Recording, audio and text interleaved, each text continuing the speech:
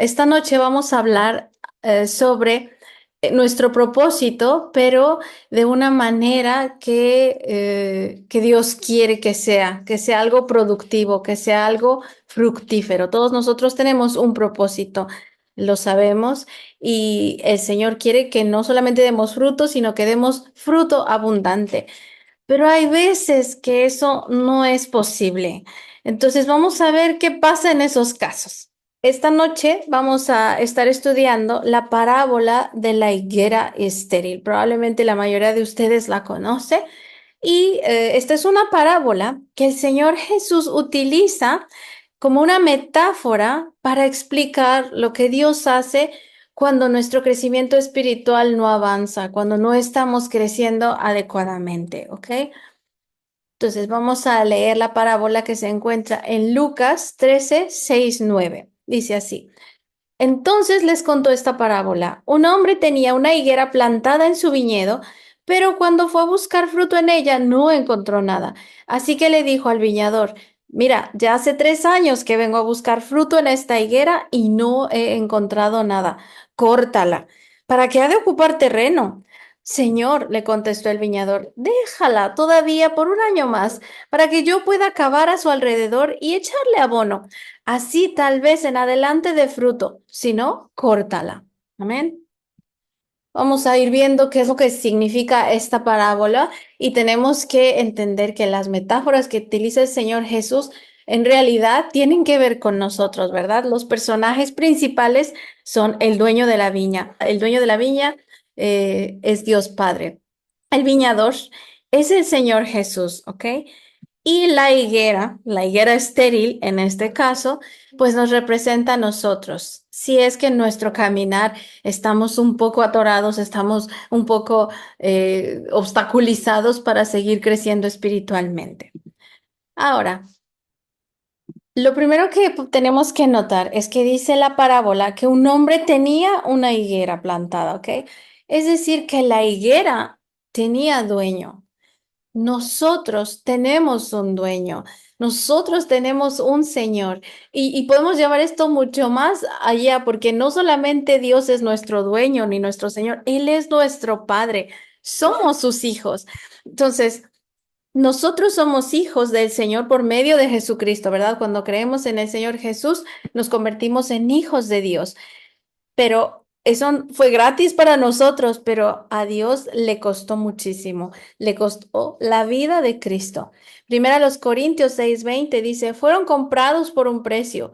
Por tanto, glorifiquen con su cuerpo a Dios. Nosotros tenemos un dueño, no somos huérfanos, ¿ok?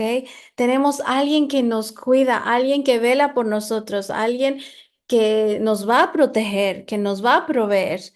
En el Salmo 103 dice así, reconozcan que el Señor es Dios, Él nos hizo y no nosotros a nosotros mismos. Pueblo suyo somos y ovejas de su prado.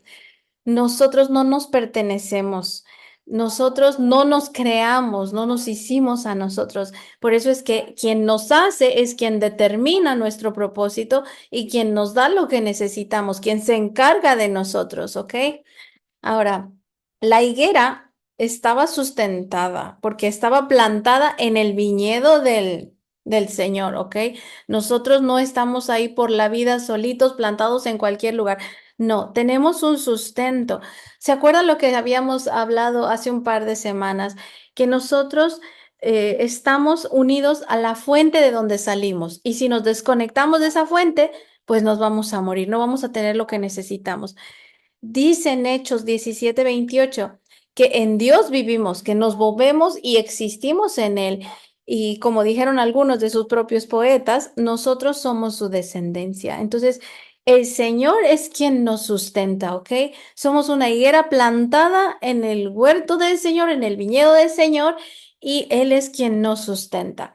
Ahora, la higuera está en un lugar muy específico. Estaba en el viñedo del Señor. Quizás se pregunten, bueno, ¿y qué hace una higuera en un viñedo? ¿Por qué habría Dios de haber plantado una higuera en un viñedo, verdad? Una cosa da uvas y la otra cosa da higos. Pues bueno, en el Mediterráneo por estos lados de acá. Se da mucho esta planta. La higuera es muy fácil de darse, es una planta noble y crece muy fácil. De hecho, en mi casa tengo dos árboles de higos que crecieron solitos. Ellos solitos crecieron, de un día empezaron a aparecer y hasta la fecha nos dan unos higos muy dulces y son ahora unos árboles bastante grandes. Pero, ¿qué es lo que hacían las personas en las épocas pasadas?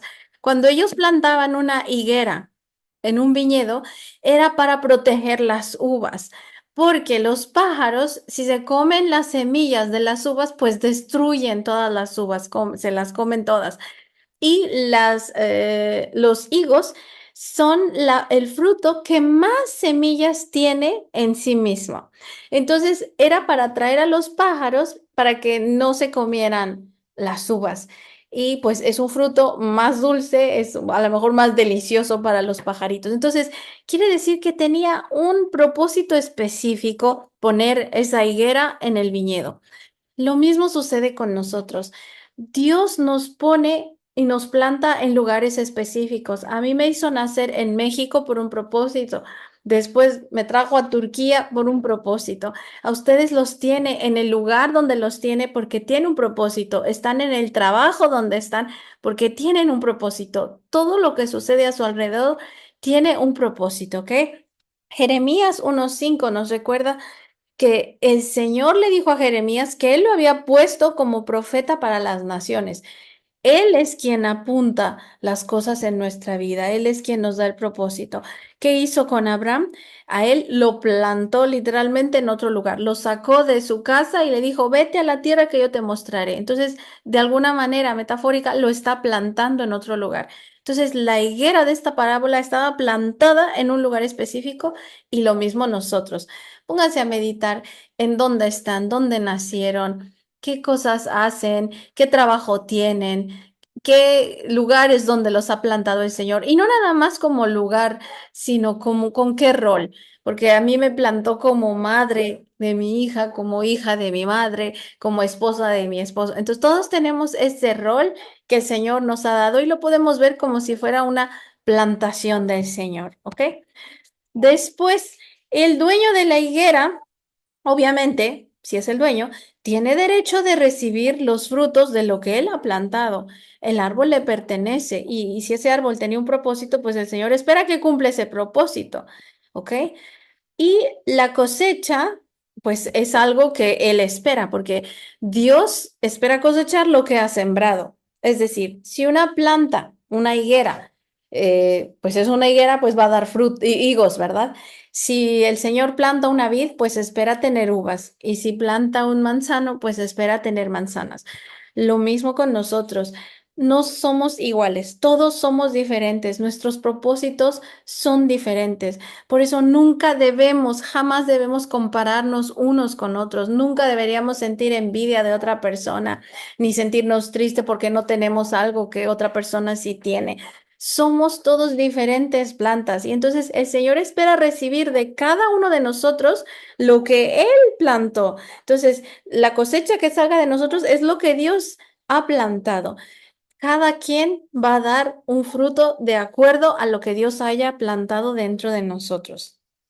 Ahora, también esta parábola nos dice que pues el dueño es paciente porque esperó, ¿ok? Dice que esperó 3 años y que sigue sin dar fruto a la cosecha. Entonces, el dueño es paciente, pero también es justo porque dice, bueno, si esta planta no me está sirviendo para lo que yo la puse, pues córtala. O sea, tengo que hacer justicia a otras plantas porque quizá me está utilizando ahí un espacio. Y yo creo que es muy importante saber que sí, Dios es muy paciente, es muy misericordioso, es muy compasivo, pero su paciencia tiene límites. A veces yo creo que abusamos de la paciencia del Señor. No nos ponemos a pensar que el Señor realmente es demasiado paciente con nosotros y que un día esa paciencia se va a terminar. Al mismo tiempo, su justicia tiene que ser demostrada porque nadie quiere tener un Dios que sea impune, ¿verdad? Que no castigue el pecado. Es como los gobernantes de ahora, ¿verdad? Algo de las cosas más feas que hacen es que dan impunidad a las personas que se merecen un castigo, pues Dios no deja a nadie impune. Entonces, tiene que demostrar su justicia de alguna manera. Por ejemplo, en los días de Noé, dice la escritura que él esperó con paciencia la construcción del arca. Él esperó a que Noé construyera el arca para salvarlo.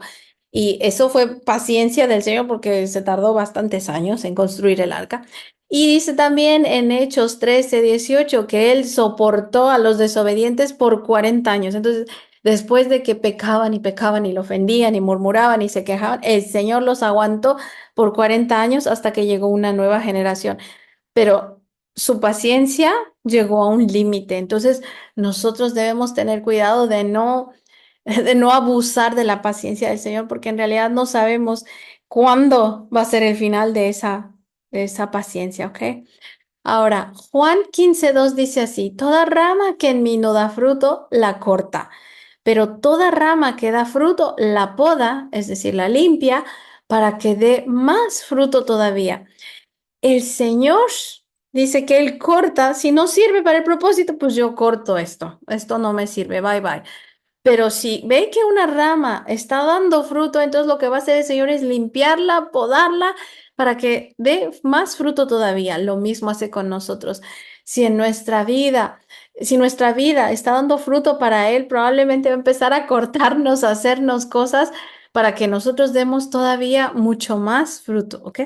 Hablábamos de la justicia del Señor. Él corta todo árbol que no dé fruto. Y es peor porque Mateo 7:19 nos dice, todo árbol que no da buen fruto se corta y se arroja al fuego. Aquí Jesús nos está diciendo que no nada más no dan fruto, sino hay plantas que dan fruto malo. Si no nada más no doy fruto, pero encima doy un fruto malo, entonces la justicia del Señor hace que nos corte y que seamos arrojados al fuego, es decir, que vayamos a la perdición total, ¿ok? Ninguno de nosotros queremos esto. Entonces vamos a tratar de dar fruto para el Señor. Ahora, ¿qué pasa con los recursos? El Señor nos ha dado recursos, nos ha dado tiempo. En primer lugar, nos ha dado el tiempo. El tiempo que vivimos, Él es quien nos los da, Él nos sustenta, ¿ok? Nos da talentos, nos da dones espirituales, nos da recursos materiales y también nos da personas que están a nuestro alrededor. Entonces, nosotros debemos hacer buen uso de estos recursos que el Señor nos da, porque esa es una manera de dar frutos. Ser buen administrador de lo que Dios me da, eso es dar buen fruto para el Señor. Ahora, en cuanto a la improductividad, las personas que son improductivas, espiritualmente hablando, generalmente estorban y usan el espacio y los recursos que otros podrían aprovechar.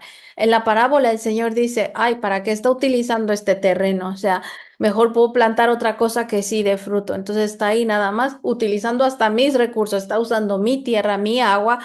¿Para qué? Para no hacer nada. Pues no. Entonces debemos aprovechar al máximo todo lo que el Señor nos da y nunca ser de estorbo para alguien más. Nosotros tenemos que ser fructíferos. Para eso nos creó el Señor. Génesis 1:22 era uno de los mandatos que el Señor le dio a Eva y Adán. Les dijo, entonces Dios los bendijo con las siguientes palabras, sean fructíferos y multiplíquense. Entonces tenemos que dar fruto, tenemos que ser productivos. Eso es muy importante para el Señor. ¿Qué implica esto? Ser bendición para los demás. Jamás ser un obstáculo, jamás ser una piedra de tropiezo para nadie, sino al contrario, siempre ser de edificación. Lo que yo digo le va a ayudar a la persona, lo que yo hago va a ayudar a las personas que están a mi alrededor, entonces lo hago. Si no, mejor no lo hago. Ahora, Cristo es nuestro intercesor. Bendito el Señor que no nos corta a la primera. Ya no funcionó, ya tuvo tiempo y no hizo nada y ya, córtala. No, no, no. Bendito el Señor que todavía su paciencia nos da más oportunidades. En el versículo 8 dice, Señor, le contestó el viñador, déjala todavía por un año más para que yo pueda cavar a su alrededor y echarle abono. Vamos a ver aquí. En Romanos 8:34 nos dice la escritura que Jesucristo está sentado a la derecha para interceder por nosotros. El Señor no nada más intercede para que Dios nos dé cosas buenas, sino intercede también cuando hacemos algo malo. Cuando no estamos dando fruto, el Señor dice, no, no, no, a ver, espérame, yo voy a hacer algo aquí en su vida, espera un poco para que veas que sí pueden dar fruto. Entonces, Jesús intercede por nosotros cuando no damos el fruto esperado o cuando damos un fruto malo. Hasta eso. Entonces, tenemos oportunidades con el Señor. Hay que ser agradecidos, yo creo, de esas oportunidades que nos da. Aquí el viñador dice, bueno, déjame cavar a su alrededor, cavar. El término cavar o cortar viene de la raíz griega segeo y significa remover, sacar, extraer o retirar la tierra empleando una azada, una pala o cualquier herramienta semejante para formar un agujero, un hoyo o una hendidura. Esto es un proceso obviamente doloroso. Cavar, se utiliza un instrumento fuerte, ¿verdad? Entonces, eso es lo que dice Jesús, deja de cavar en la vida de las personas. Ahora, ¿qué significa que Dios cabe en nuestra vida? Significa que Jesús va a extraer de lo más profundo de nuestro ser a cosas que son desconocidas para nosotros, quizá cosas que no sabíamos que teníamos dentro, y todas aquellas cosas que nos impiden crecer. El proceso va a ser doloroso. Generalmente el proceso es doloroso. Cavar implica poner una fuerza y quitar de nuestra vida cosas. A veces esas cosas también pueden ser personas. Cuando nos están impidiendo, cuando hay algo que nos está obstaculizando, el Señor va a decir, fuera, esto no lo necesitas. Ahora, Dios escarba nuestra alma. Él saca de nuestra vida todo aquello que no nos hace bien. Si hay algo en mi vida que no va a ser bien, el Señor va a escarbar. Y me viene a la mente, por ejemplo, supongamos una persona que bebe mucho alcohol, ¿ok? Y el Señor dice, no, esta persona se me va a morir de cirrosis si yo no hago algo. Vamos a acabar en su vida. Pues que se enferme del hígado y la enferma del hígado para que la gente diga, ay, no, ya tiene que dejar de tomar. Entonces, el Señor hace cosas similares. Duele mucho, nos duele de verdad, no son fáciles las cosas que Dios cava, que saca de nuestra vida, pero lo hace para que podamos ser productivos, ¿ok? Va a quitar Cristo de nosotros todo aquello que nos desconecte de Él, que nos desconecte de la fuente que es Él, ¿ok? Ahora, el proceso de abonar, porque entonces cava, pero pues tiene que poner algo ahí en el hoyo que puso, ¿verdad? Y entonces dice ahí que Él le iba a echar abono. Abonar, ¿ok? El término abonar viene de la raíz griega copria y se traduce simplemente como inmundicia. ¿Qué es el abono? ¿Ok? El abono es la combinación de estiércol y desechos orgánicos. Literalmente es porquería. En nuestra vida el abono simboliza las cosas y las situaciones desagradables que van a preparar un terreno fértil para que nosotros podamos dar fruto. El Señor lo que va a hacer es mandar a nuestras vidas, después de que saca cosas, encima de eso, manda abono, nos va a poner en situaciones desagradables. Literalmente podemos decir, esto apesta. Van a ser situaciones dolorosas.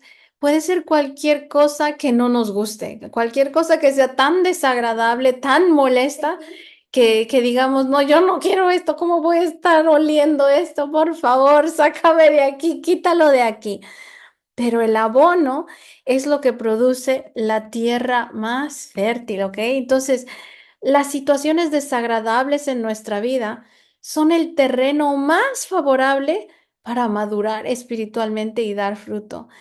Generalmente es una oportunidad que nos está dando el Señor para poder crecer, para dar fruto. Puede ser cualquier situación dolorosa en nuestra vida. Puede ser una carencia, quizá la carencia económica, puede ser una enfermedad. Todo aquello que ustedes quizá ahora mismo están viviendo o algo que les haya pasado o algo que quizá nos vaya a pasar en el futuro, tengan en cuenta que si pasa eso es porque Dios quiere que demos más fruto. Él quiere que seamos fructíferos, ¿ok? Entonces, podemos decir que Jesús intercede por nosotros, pero solo por un tiempo determinado, porque cuando Él venga de vuelta, o si es que nosotros nos vamos primero, pues ahí se acaban las oportunidades. Entonces tenemos que ser agradecidos y no debemos ser malgastadores. Si el Señor nos está dando una oportunidad nueva, hay que aprovecharla. No hay que malgastar su paciencia, no hay que encender su ira, porque su paciencia no dura para siempre. Entonces, no abusemos de su paciencia. Y si no somos productivos, entonces Dios va a usar a otros que sí estén dispuestos a dar fruto. Si después de que nos pone el abono, si después de que Él hace cosas de nuestra vida, aún seguimos sin dar fruto, aún seguimos sin querer llevar a cabo los propósitos que Él tiene para nosotros, Él va a decir, bueno, pues córtala, esta ya de plano no me sirvió para mi propósito, pon a alguien que sí pueda llevar a cabo mi propósito.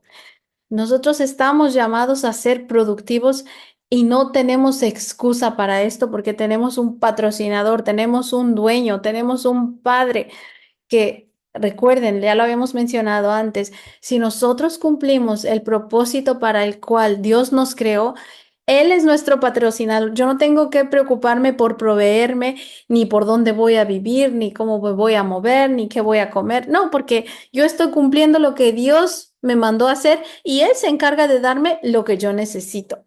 Si cumplimos el propósito para el cual fuimos llamados, entonces Dios se va a encargar de darnos todo lo que necesitamos, pero siempre y cuando lo hagamos con Cristo. Juan 15:5 dice, yo soy la vid y ustedes son las ramas. El que permanece en mí, como yo en él, dará mucho fruto. Separados de mí, no pueden ustedes hacer nada. Y esto es para los hijos del Señor. Nosotros sin Jesús, sin Cristo, no podemos hacer absolutamente nada. Necesitamos la instrucción de Cristo, necesitamos su gracia para poder llevar a cabo lo que Él quiere que hagamos. Si nos separamos de Jesús, entonces no vamos a poder dar fruto, no vamos a poder dar fruto. Y hay momentos en nuestra vida donde vamos a estar cubiertos de abono, va todo a estar oliendo horrible, va a ser una situación que decimos, no quiero, no aguanto más estar aquí. Pero nosotros debemos ser fuertes, debemos ser valientes, porque aquí corremos el peligro de desconectarnos de Jesús. No, yo me alejo y ya no quiero orar y ya no quiero congregarme, ya no quiero ir a la iglesia, no, no tengo ganas de leer y me quiero encerrar y escucho cosas del mundo y entonces ahí hay peligro de desconectarnos de nuestra fuente. Pero es cuando más necesitamos a Cristo, es cuando más necesitamos confiar en que lo que está permitiendo en nuestras vidas es para nuestro bien y es para que demos fruto. Y se lo vamos a agradecer un día. Le vamos a decir, gracias Señor que yo pasé por esta situación, porque entonces no estaría en el lugar donde estoy, no hubiera dado yo el fruto que estoy dando para ti ahora. Y vamos a terminar con Jeremías 17:7-8 dice, bendito el hombre que confía en el Señor y pone su confianza en Él. Será como un árbol plantado junto al agua que extiende sus raíces hacia la corriente. No teme que llegue el calor y sus hojas están siempre verdes. En época de sequía no se angustia y nunca deja de dar fruto.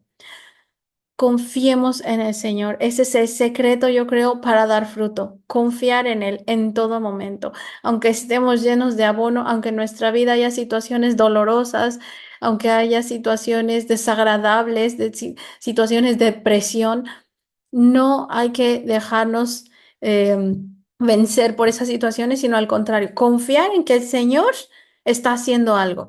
Ponemos nuestra confianza en Él, entonces la promesa es que seremos como estos árboles que nunca dejarán de dar fruto, nunca se van a angustiar por la sequía, nunca van a tener miedo de nada, que llegue lo que llegue. Yo tengo confianza en el Señor. Entonces seamos un árbol de este tipo. Amén.